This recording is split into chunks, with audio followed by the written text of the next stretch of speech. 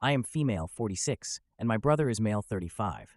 My brother is the golden child, and ever since he was born, my mother was never the same towards me. I have never held that against him, as he didn't choose this role, and I know he feels guilty, even though it's not his fault. And I tell him that. I practically raised my brother from the age of 6 months old to 5 years old when I moved out. I was 11 years old when I started taking care of him, changing diapers, feeding him, bathing him, and putting him to sleep. I used to take him with me to visit and play with my friends. I loved him like he was my own son and still consider him my first child. My mom has periodically been verbally hurtful towards me since I was 11 years old, screaming at me, calling me ungrateful, spoiled, and untrustworthy, although I have never been any of that. When she wasn't being hurtful, she was either a loving mom or distant and neglectful. This has obviously messed with my head, as I loved the loving mom, but the other side of her has been hurting me for 35 years. She has only said sorry once, and it was said in a mocking, childish way. Sorry, sorry, sorry. Okay, so sorry. My mom is also incredibly manipulative. I have tried to forgive her and given her a second chance over and over for 35 years, and for 35 years I have suffered the abuse 2 to 3 times a year, and a lot more often when I was a teenager. I have suffered through all of this for my brother's sake. I didn't want to leave him behind with only my mom as family. Our dad died when my brother was 14. He was verbally hurtful too. After my mom's last attack, I was done. I have a chronic pain condition that is affected by stress, and it's getting worse with every attack. Not to mention, my mental health is suffering. I cut contact with my mom in February, and my brother has been trying to get me to forgive my mom and let her back in my life ever since. I can't take the hurtful mom anymore, but I am also grieving the loving mom I'm losing too. My brother kept guilt-tripping me, and I finally lost it. I screamed at him, "Do you have any idea what dark places mom makes me go to? That last time she attacked me, I didn't want to be here anymore." I was desperately trying to make him understand. He hung up on me. I wrote him a very long message explaining everything I have gone through and that he needed to respect my decision and my boundaries. The next Monday, I get a phone call from my doctor. She needed to do a welfare check on me, as my mom had called her with concern for my well-being. I wrote to my brother, "I ask you to respect my boundaries, and you contact my doctor?" Wah! His answer, "You are sick and need help. I will talk to you when you are better." I am devastated and unbelievably hurt, and I haven't responded. It has now been more than 2 months with no communication. I realize that he is being manipulated by my mom, but I am still incredibly hurt. My brother and I have always been very close, and this is ending the life of me, and this is making me second-guess everything. So, am I the idiot? Now for a few important comments. One commenter pointed out that it seemed worse because the brother told the mother private information, which led to the mother calling the doctor with concerns.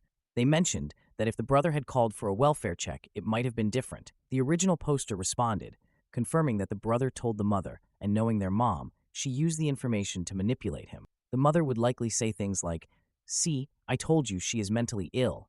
I think we must call her doctor and have her committed, and I think it's best you leave her alone," to drive a wedge between them. Another commenter advised never speaking to them again and to block them on everything. They suggested moving away if necessary and emphasized that these people don't care about the original poster. The original poster thanked them and mentioned that their mom is blocked on everything. They choose to leave the door open a tiny bit for their brother, hoping he realizes he's being manipulated, but they refuse to reach out to him. If he reaches out, it better be with an apology. A different commenter noted that going no contact with the mother and possibly the brother makes sense given the mother's mental abuse and the brother's unwillingness to accept boundaries. They acknowledged that a wellness check might make sense given the situation. The original poster disagreed, explaining that asking for a wellness check from the doctor 8 months after the incident doesn't make sense. It was the mother who called the doctor 2 months ago after the fight with the brother. They clarified that it was a brief spiral into the dark that they pulled themselves out of, something they've had to do after every attack since they were 11 years old. The brothers saw them every day for 2 weeks over the summer and knew they were okay. Finally, another commenter mentioned that depending on the conversation with the doctor, there might have been a breach of patient confidentiality. They suggested therapy for the original poster to navigate a relationship with the brother while being no contact with the mom and to process the grief of losing the loving mom. They emphasized that the abuse is what the original poster needs to escape and that it is possible to have a relationship with the brother while no contact with the mom, but it will be difficult if boundaries continue to be crossed. It was my family doctor, a GP. She is also my mother's doctor. She did not disclose any information to her. She just listened to my side of the story and completely sided with me. Her sister is the golden child, so she knew right away where I was coming from. She made a note in my files not to disclose any information to my family, and I didn't even ask her to. She has a duty to check on her patients if a relative contacts her to ask her to do a wellness check. Our laws are perhaps different from the USA or UK. I'm in Europe.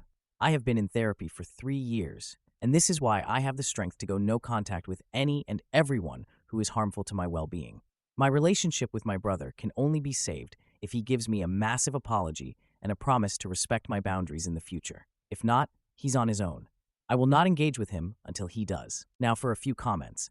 Crazy Key City 2460 said, "Your brother is an adult. Now you even said he noticed how mom treated him better and felt guilty. He very well can make his own decision, and no one has to scream and fight. Just tell her she cannot treat you that way. It's been this way his whole life, and all you've tried to do is help, and he's not putting up with the treatment of you anymore. She can change or contact will be cut. Not the idiot OP. Hang in there. Family really sucks, and no one hurts you more, especially your own parents." Then I replied, "Thank you. He has spoken up for me before on a couple of occasions, so I still have hope that he will see how much hurt he caused me and that he will apologize and respect my boundaries. I will never allow my mom back into my life, as I don't believe she will ever change. That bridge is burned for me, but my brother has never hurt me like this before.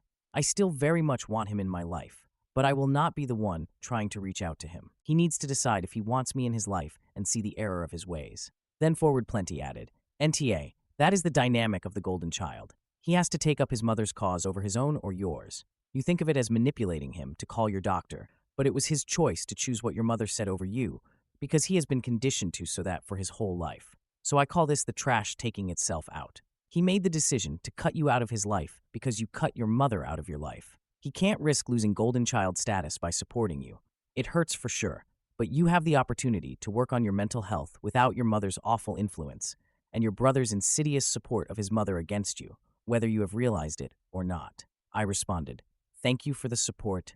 My life has been a lot more peaceful, and my mental state is more stress-free since I went no contact with my mother. It just hurts like hell losing him in the process." Now for the update. First of all, thank you for all the support. It means a lot to me. I didn't think I would get this many responses. First, a little extra information as this is relevant. My brother lives in another country, and he visits twice a year at summer and Christmas. I have hosted Christmas for the last 20 or so years, and he has spent nearly every Christmas with me, something I always look forward to. He sleeps at our mom's house as she has a guest bedroom, but spends hours at my place every day he's here. We celebrate Christmas on Christmas Eve in my country. My mom lives 5 minutes away by foot, so very close to my house. I learned that my brother came to town on December 16th from my oldest daughter. I didn't hear anything from him.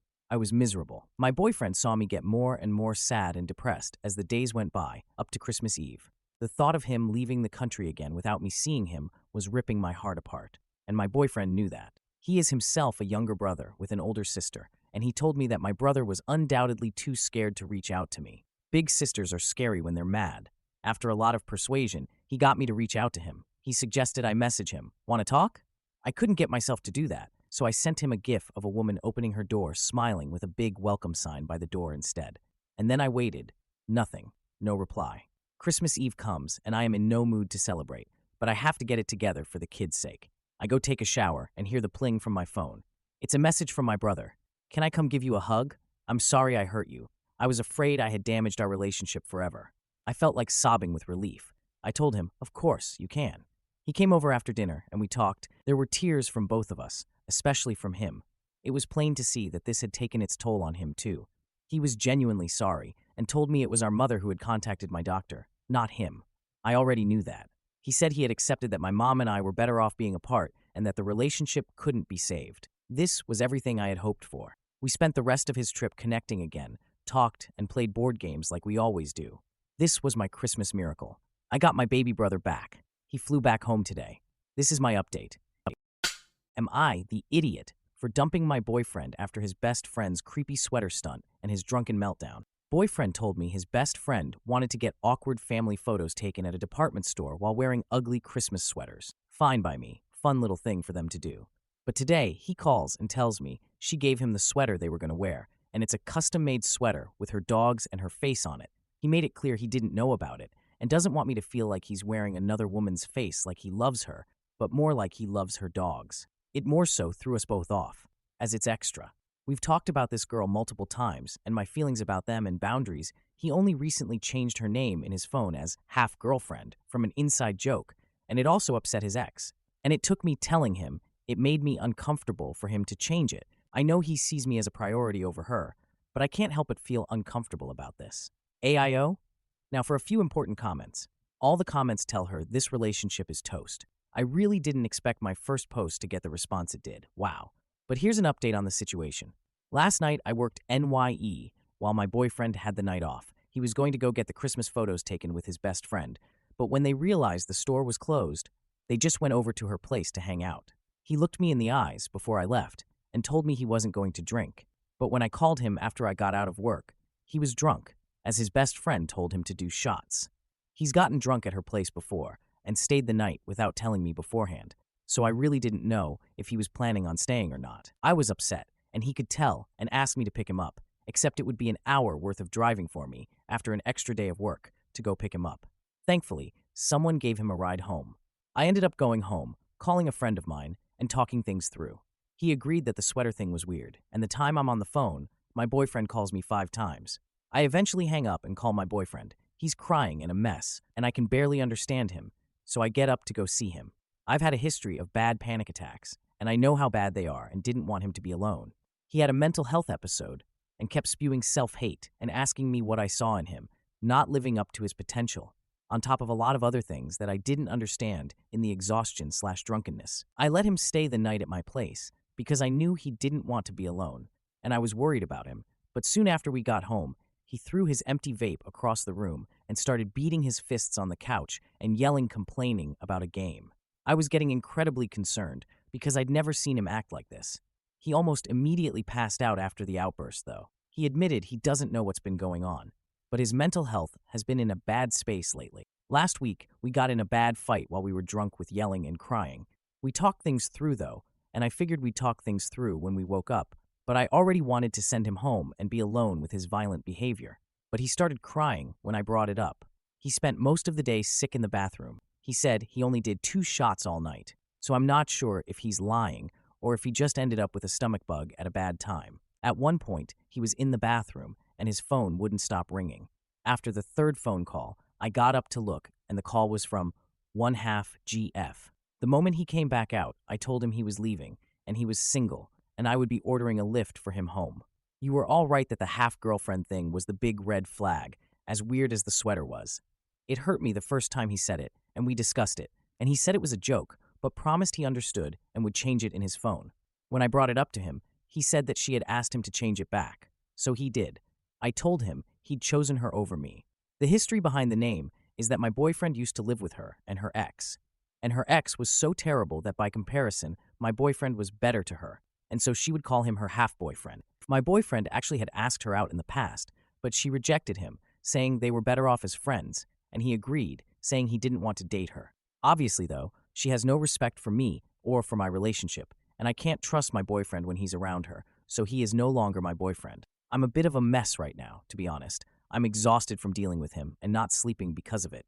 And all of this is made worse by the fact we work together, and our coworkers have been very supportive, but I feel like I've made the right choice in breaking up. Here's to starting off 2025 single. Am I the idiot for telling our entitled families to back off after they tried to cancel our wedding? The title sounds bad. The story is even worse. I never thought I would be writing a post about my own parents here, but here we are, right? For context, my fiancé and I have been in a relationship for the past 10 years and just recently got engaged. While it's understandable that 10 years might sound a bit too much, we started dating really early and getting married was not a priority for either of us. We actually preferred to focus on our studies and career for a while. She's a civil engineer, and I'm a medical student. After getting a bachelor's and a master's, I do freelancing as a developer to pay for my living expenses. As we have been a couple for a long time, it's quite common for people to ask us when we're getting married and when we're having kids. While we are getting married, as soon as I finish med school, we decided not to have children a long time ago, and we're still very certain of that decision, as both of us are more career than family-oriented. However, since the engagement, our families have started to put more pressure on us to get married soon and have children, even though we told them plenty of times that's not going to happen. My fiancé and I live together and we're completely independent from our families financially. Some time ago, during a video chat, we ended up getting into a heated argument with our families for finally snapping at their ceaseless nagging for grandchildren, and we have been strained ever since. Now, our families asked us to meet them for a lunch in family at my parents' house. We don't live in the same city, but it's close enough that we can go there for something like this. And that's when the following situation transpired. We arrived early enough to help out in preparing everything for the lunch, and for the next hour or so, things were pretty all right. But after we had lunch and we sat at the coffee table to chat, it's customary here, the room got visibly tense. Our parents, both hers and mine, started a speech about how much they put into us, how much they worked for us, and how much family means to them. I was already sensing some shitty thing coming, but I kept listening. Suddenly, they said that during one of their talks, they came to a decision that if my fiancé and I didn't give them grandchildren, after all they had done for us, we would be cut out of their wills. Their reasoning was this. 1. My brother is a gay man, and as of now, have no intention of adopting or any alternative to have children, and I was the only option on continuing the family. He was not there, and is as mortified as I am. 2. She is the oldest sister. Her younger sister is still in high school, and thus must set an example by having a family and continuing the family. Now, if that's not psychotic, I have no clue what is.